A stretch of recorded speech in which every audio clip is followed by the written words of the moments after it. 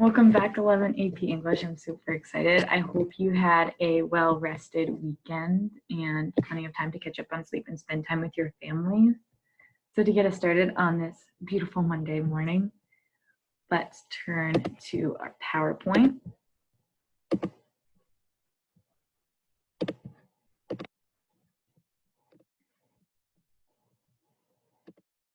Perfect. There's an artist hidden within every single one of us, so please remember this as you go through your days, that every one of you are unique.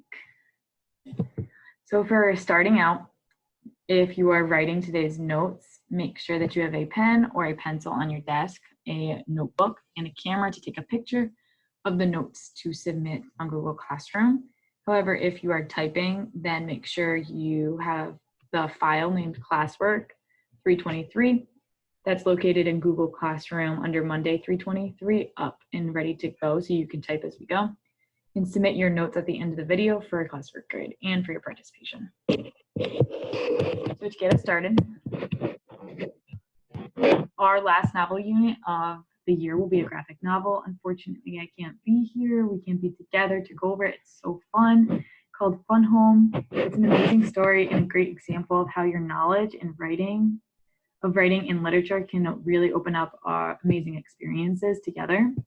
I know many of you have read Mouse before, so it's something very similar that you're going to have to look really deeply into, not just the content, but also the drawings that come with it. Why would the author draw something in a certain way to express a certain meaning? If you like this genre, you should know that it includes some really smart, powerful works. So one of the major themes in Fun Home is the experience of LGBTQ life in America in the second half of the 20th century. Today we'll begin our unit on Fun Home with a college lecture on recent LGBTQ history. There are entire college courses on this subject, so this will be a relatively brief overview of the subject. Make sure you're taking notes during this lecture because I will be grading the classwork that you submit to me, whether it's handwritten or you're typing it into the classwork file. Great. Let's get started. Until the mid-20th century, political activity by the LGBTQ community was not very visible. LGBTQ stands for lesbian, gay, bisexual, transsexual, queer, or questioning. The LGBTQ community was often harassed by police wherever they congregated. World War II and its aftermath started to change this, though. The war brought many young people to cities and visibility to the gay community. San Francisco and New York City in particular became safe places for young gay people from all over the country. In the United States, this greater visibility brought some backlash, particularly from the government and police.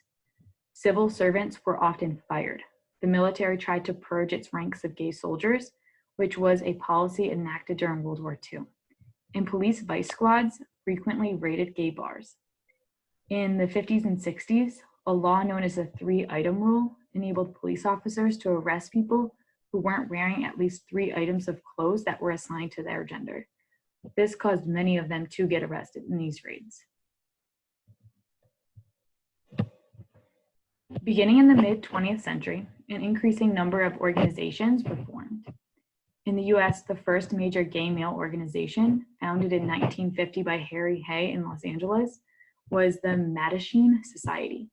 Its name is actually derived from a medieval French society of masked players, the Société Mattachine, to represent the public masking of homosexuality.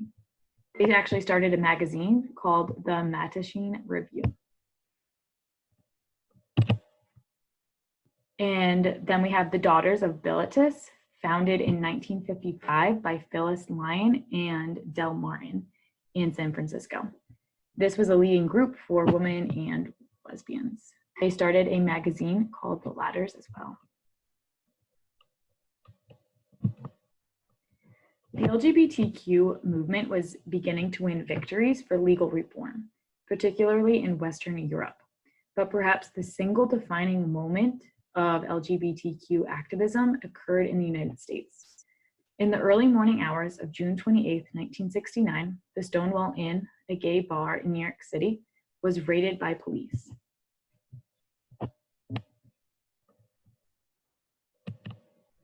While police raids on gay bars were normal, the Stonewall raid was unique because the patrons of the Stonewall Inn fought back in what became known as the Stonewall riots. Nearly 400 people joined this riot for 45 minutes and continued every night for a week thereafter. Stonewall came to be commemorated every June, not only in US cities, but also in many other countries. In addition to advocating for their rights to assemble in public spaces, another major battle in the 20th century was over the way LGBTQ people were perceived.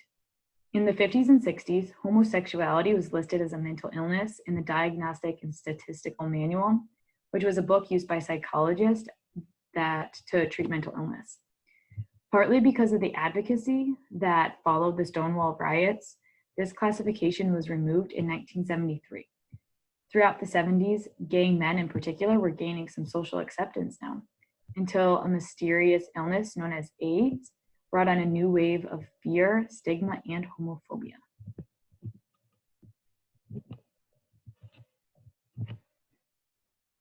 At the beginning of the 80s, various reports began to emerge of a small number of men who had been diagnosed with rare forms of cancer and/or pneumonia.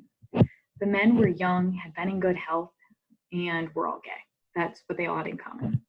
The first official documentation of the condition was published by the US Centers for Disease Control, otherwise known as CDC, that we all know today, in 1981. Almost a month after the CDC's announcement, the New York Times reported that a total of 41 gay men had been diagnosed with Kaposi sarcoma, 8 of whom had died less than 24 months after the diagnosis was made. By 1982, 355 cases were reported.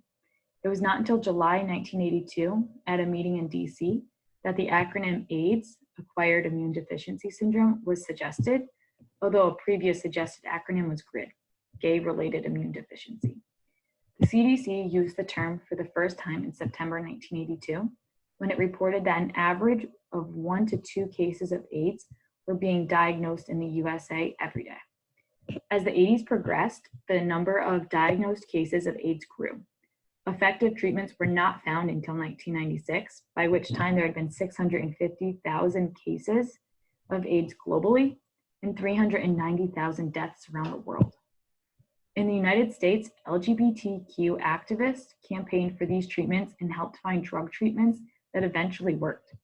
However, throughout this time period, LGBTQ people also experienced discrimination and prejudice due to fear and misinformation about the disease. For example, in the Reagan administration, they were extremely slow to act on the disease, and Ronald Reagan didn't even mention it publicly for another 3 years. Transcripts of early press conferences actually showed the illness was discussed with ignorance and laughter by the administration. In the United States, LGBTQ activists won support from the Democrat Party in 1980. This support, along with campaigns by gay activists urging gay men and women to come out of the closet, encouraged gay men and women to enter the political arena as candidates. The first openly gay government officials in the United States were Jerry DeGriek and Nancy Wilshire. In 1977, American gay rights activist Harvey Milk was elected to San Francisco Board of Supervisors. He was also assassinated the following year. Wisconsin politician Tammy Baldwin became the first openly gay politician to be elected to both the U.S. House of Representatives in 1998 and the U.S. Senate in 2012. The Netherlands was the first country to allow same-sex marriage in 2001, but the United States was slower to make change. In the United States, the Don't Ask, Don't Tell 1993 law forbidding homosexuals from serving openly in the United States military was repealed in 2010. This meant that gays and lesbians could now serve in the military without any fear of being discharged because of their sexual orientation. As a country, national support for gay marriage broke 50% in 2011. While Obama didn't campaign on supporting gay marriage, he changed his position in 2012, and on June 26, 2015, the Supreme Court decided in a 5-4 vote that the fundamental right to marry is guaranteed to same-sex couples by both the Due Process Clause and the Equal Protection Clause of the 14th Amendment to the United States of the Constitution. In the US today, major concerns for the LGBTQ community persist. As the United States becomes increasingly conscious of transgender rights and the discrimination that they experience, new conflicts are emerging in the courts, in Congress, and across American communities over restroom access, name, and pronoun use. Furthermore, federal law in the United States still does not protect LGBTQ people from employment discrimination. While some states have passed laws on this issue recently, almost 24 states will still allow someone to be fired for being gay, lesbian, or bisexual. And more than 30 states allow someone to be fired for being transgender. Additionally, the LGBTQ movement has struggled throughout the last 3 decades to build coalitions across race and class, and has often failed to prioritize leadership of people of color. Despite the challenges of this movement, LGBTQ activists have never been more visible in American society, as Laverne Cox, Ellen DeGeneres, Frank Ocean, and others have become openly LGBTQ household names.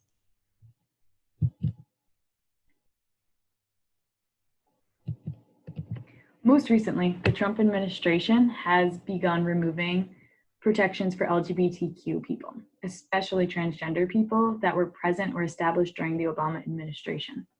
Trump has banned transgender people from serving in the military, and new regulations require transgender prisoners to be housed in a prison of their biological sex, rather than their gender.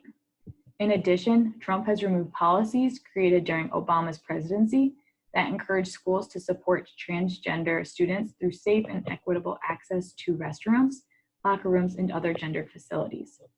There is great concern among many LGBTQ communities that these policies are dangerous and detrimental to transgender people, and that this is only the beginning of a return to a more destructive policies.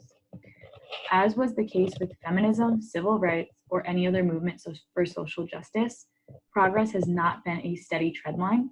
Nevertheless, LGBTQ communities continue to fight and advocate for their rights. So right now, that concludes our lecture. So make sure you write down any questions you may have regarding the presentation, lecture.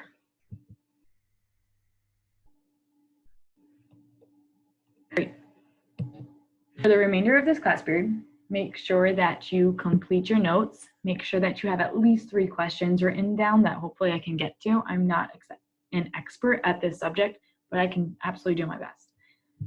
Read pages 3 through 5 of Fun Home and complete questions attached to the file exit ticket 3/23. This will serve as your exit ticket.